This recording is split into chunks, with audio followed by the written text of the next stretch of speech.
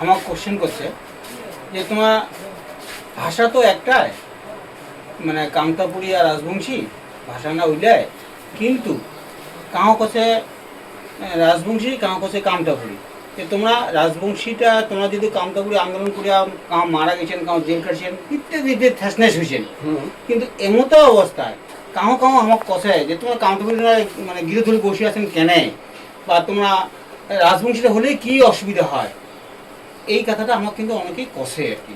ঠিক আছে, এইবার শোনো, আমার এটেকোনার ইতিহাস যেটা কয় সেটা হল কামতাপুরের ইতিহাস। রাজবংশীর যেহেতু কোনো ল্যান্ড নাই, কোনো জমি নাই, কোনো ভূখণ্ড নাই, রাজবংশী শুধু একটা জনগোষ্ঠীর নাম। আমরা রাজবংশীর শ্রদ্ধা করি জাতি হিসেবে, জনগোষ্ঠী হিসেবে। রাজবংশী একটা সচেতন জাতি, একটা আন্দোলনমুখী জনগোষ্ঠী, এবং নানানভাবে আমরা এখনো পর্যন্ত নেতৃত্ব দিয়ে যাবার লাগছে। কিন্তু জাতি নামের বগলত, কমিউনিটি নামের বগলত একটা ভূখণ্ডের নাম থাকে। পৃথিবীর মানসিগুলা কোনো না কোনো জায়গায় বসবাস করে, কোনো মানুষ হাওয়ায় বসবাস করে, সবারই একটা করে ল্যান্ড থাকে। সেই ল্যান্ডের নাম হচ্ছে আমার এটেকোনা ঐতিহাসিকভাবে কামতাপুর। যে জায়গাতে আজকে আমরা ভাষার আন্দোলন করে নিচ্ছি, এই ভাষাটা তৈয়ার হয়েছে কামতাপুরের মাটিত। 1257 থাকিয়া কামতাপুরের রাজ্যের ইতিহাস শুরু। কামরূপ ভাঙ্গিয়া পশ্চিম কামরূপ যখন শুরু হল সেটা 1257 সাল। ওই সময় থাকিয়া যে কামতাপুরের অভিযান, কামতাপুরের যে রাজতন্ত্র, কামতাপুরের যে ভূখণ্ড, সেটা করতোয়া নদী পার হইয়া কতদূর পর্যন্ত ছিল তার সীমানা আমরা আদি ঠিক করে পাবো না। কিন্তু একটা ব্রহ্মপুত্র থাকিয়া করতোয়া নদী পার হইয়া কিছু দূর পর্যন্ত এই ভূখণ্ড খান ছিল কামতাপুরের ল্যান্ড, কামতাপুর ভূখণ্ড, কামতাপুর রাজ্য। এটেকোনা 14 শতকত আমরা ইন্দ্রনারায়ণ এবং দুর্লভ নারায়ণ কামতাপুরের রাজার রাজসভার দেখি। হরিহর বিপ্র, হেম সরস্বতীর মতো বিদগ্ধ কবিগণ অটেকোনা বসি বসিয়া রাজ দরবারত রাজার পয়সা নিয়া অটেকোনা আমরা কবিতা লিখছে, কাব্য লিখছে, রামায়ণ মহাভারতের অনুবাদ করেছে। তাহলে অটে থাকি আমার অফিসিয়াল কামতাপুরের ভাষার সৃজন আর কামতাপুরের ভাষার পথ চলা।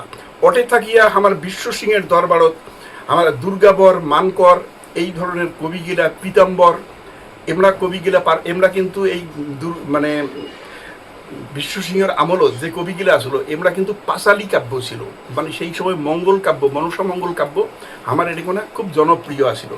রামায়ণ কথা খুব জনপ্রিয় আসিল। এগুলার গান লিখিছে, কবিতা লিখিছে, কাব্য লিখিছে দুর্গাবর, মানকর, পীতাম্বর।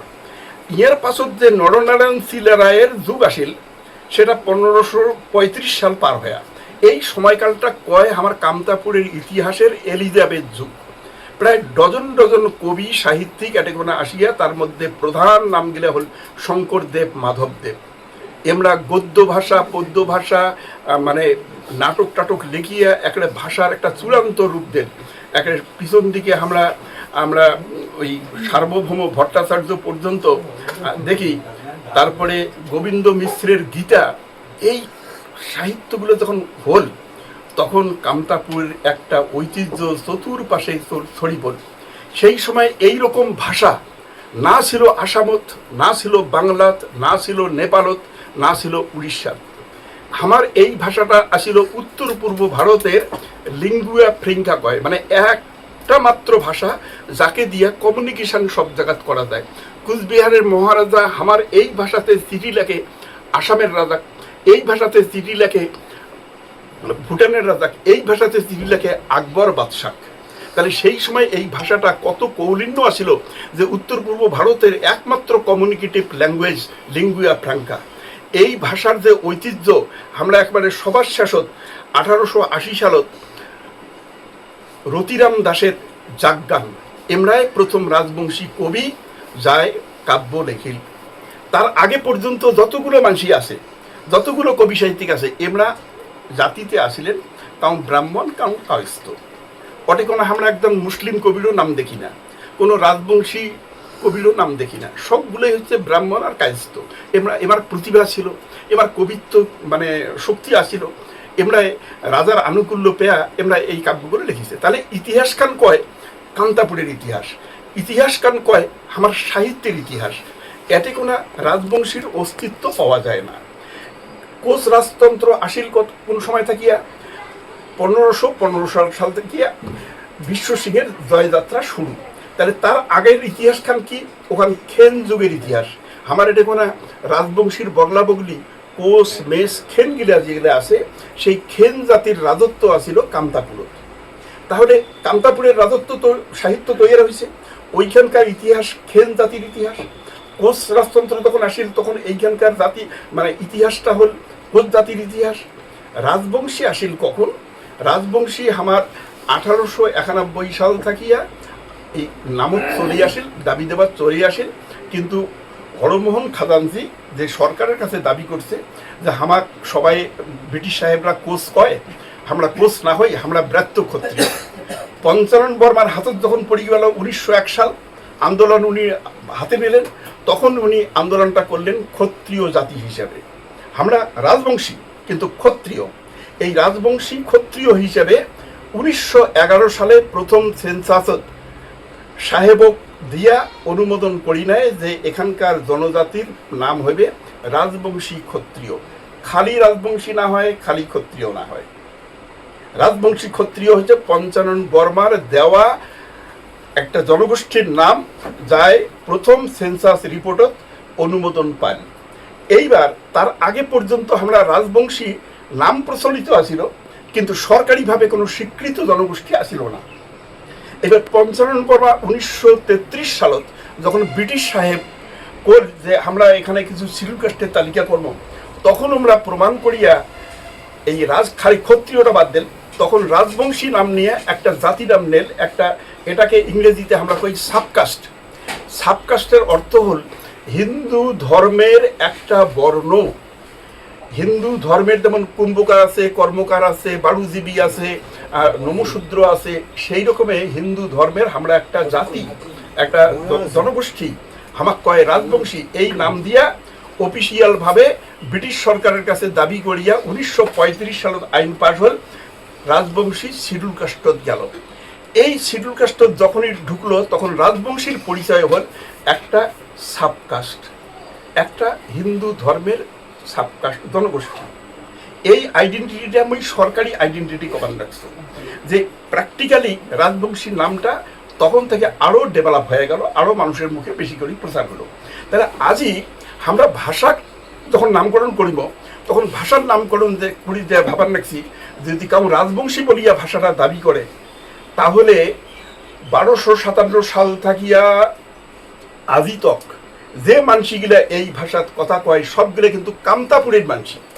এই অতীতের যে কামতাপুর, সেই রাজত্বের, সেই রাজ্যের এমরা মানসি। এটা কোনো কায় আসিল, এটা কোনো ব্রাহ্মণ আসিল, কায়স্থ আসিল, নস্য শেখ আসিল, তারপরে রাভা আসিল, গারো আসিল, বর্ণ হিন্দুর ঘর আসিল, আর একটা জনগোষ্ঠী পাওয়া যায় কুমার কামার, এমাকগুলা কয় নবশাক। এই সবগুলো জনগোষ্ঠীর মিলন স্থান হচ্ছে কামতাপুর। আজই যদি ভাষার নাম তোমরা একটা জাতির নামে টানি নেন, রাজবংশীর নামে, তাহলে কি হবে যে এটা বাকি মানসিগুলার মাতৃভাষা, তাহলে কি হবে? নস্য শেখের মাতৃভাষা কি হবে? রাজবংশী ভাষা মানে এর অর্থটা হল রাজবংশীদের ভাষা। তাহলে এটা আর কারো ভাষা না হয়। একটা তোমরা বগল দাবা করে নিলেন, এটা কোনো 12টা জনগোষ্ঠী এই ভাষার কথা কয়, তোমরা 11টা যদি ছাড়াই করি দেন আর আমারটা তোমরা সবাই মানি নাও, এটা তো হয় না। আমরা একটা বাড়ি যদি করি, যে বাড়িটার আমরা একটা নাম রাখবো, তার নাম রাখি আর 4 ভাই আসি, 4 ভাই এখন মধ্যে বড় ভাই কইতেছে বাবা তো নাই, মোড়ে নামে হোক, আর বাকি 3 ভাই, তাহলে আমার নাম তাহলে থাকবে না। তাহলে তোরা ছোট ভাই, তোরা কেন নাম নিবি? আচ্ছা, ওই বাড়িটা যদি বাবার নামে হয়, তাহলে সবগুলো ভাই ভাগ পেল না, সবগুলো ভাইয়ের বাবার নামে তো হল। তাহলে আমার এটা কোনো যতগুলো জনগোষ্ঠী আছি, সবারে আমার মূল গোড়াটা হচ্ছে কামতাপুর রাজ্য। ভূখণ্ড ছাড়া কোনো ভাষার নাম হয় না। ভারতে যতগুলো ভাষা আছে সবগুলোই ভূখণ্ড নামত, পৃথিবীর যতগুলো ভাষা আছে সবগুলোই ভূখণ্ড নামত। আমার এটা কোনো গৌরবোজ্জ্বল ইতিহাস, একটা সংস্কৃতির ইতিহাস, এতগুলো সাহিত্য তৈরি হয়েছে যেটা বাংলাও দেখের পায় না, আসামিয়া ভাষাও দেখের পায় না। এই গৌরবজনক অধ্যায় আজ যদি তোমরা রাজবংশী নামে টানি নেন, শতে শতে খেনরা কইবে আমার খেনের ইতিহাস তোমরা টানির পাইবেন না, তোমরা তো রাজবংশী ছিলেন না। রাজবংশীর ঘরে যদি ভবিষ্যতে আমরা পণ্ডিতের ঘর কয় যে কামতাপুরের ইতিহাস কেন আমার প্রমাণ দাও, রাজবংশী সেদিন আসিল কিনা? ওরা তো খেন রাজাদের ইতিহাস। কুচবিহারের রাজতন্ত্র যখন আসবে, যে চিলারায় যেটা সময় দিলে লিখছে রণানের সময়, ওইখানকার ইতিহাস কাই লিখছে? লেখিল ব্রাহ্মণের কায়স্থ, বংশটা কার? কোচ বংশ। ওটাও তো রাজবংশী খাটে না, তাহলে তোমরা ওটা বাদ দিয়ে দিবেন। তাহলে রাজবংশী নামটা নিলে আমরা ছোট হয়ে যাব, আমরা সংকীর্ণ হয়ে যাব, একটা ক্ষুদ্র তাকাত আবদ্ধ হব। অথচ কামতাপুরী নামটা তো রাজবংশী বাদ দিয়ে নেওয়া হয়। আজকে কামতাপুরীর বগলত যদি রাজবংশী লেখান, তাহলে আমরা দাবি করবো যে কামতাপুরীর বগলত নস্য শেখ লেখান, কামতাপুরীর বগলত খেল লেখান, কামতাপুরীর বগলত ব্রাহ্মণ লেখান। ওমরাও তো ভাষাটা তৈরি করছে। তাহলে এইরকম করে বগলা বগলি নাম দিয়েও এটা ঠিক হইবে না। যে তোমরা এটা জমিনের খাওনা বাড়ি পান নাই, যে সীমানা ঠিক করিয়া আমরা মিউজিয়াল করি নেন। এটা ভাষার নাম। এই ভাষার নাম পরবর্তী প্রজন্মে যুগ যুগ ধরে থাকবে। আমরা এটা কোনো সামান্য যদি ভুল করি, জনগোষ্ঠীর নাম নেই, তাহলে আগামী দিনের ভাষা পণ্ডিত আমাকে অবজেকশন করবে যে রতিরাম দাসের আগত কোনো রাজবংশী কবি আসিল না, তোমরা রতিরাম দাস থেকে ইতিহাস শুরু করবেন। আমরা গৌরবোজ্জ্বল ইতিহাস হারিয়ে ফেলামো, আমার সংস্কৃতি হারিয়ে ফেলামো, আমার ভূখণ্ড হারিয়ে ফেলামো। এইটা আমরা চাই না। এই জন্যে সবারই একটা আমব্রেলা, সবারই একটা মাথার উপর ছাদ যেটা আছে, সেটা হচ্ছে কামতাপুরী। এই নামটা নিয়ে রাজবংশীর ঘরও গর্ব করির পায়, নস্য শেখও গর্ব করির পায়, খেনও গর্ব করির পায়, ব্রাহ্মণও গর্ব করির পায়। তাহলে সকালে আমার অ্যাকসেপ্টেবল নামটা হচ্ছে কামতাপুর। এটা এটা ভাই ভাই ঝগড়াঝাটি না হয় যে আমরা এটা চট করে মীমাংসা করি না। এটা কোনো ভুল হলেই মস্ত বড় জাতির ক্ষতি হবে। এইটাই মোর কথা।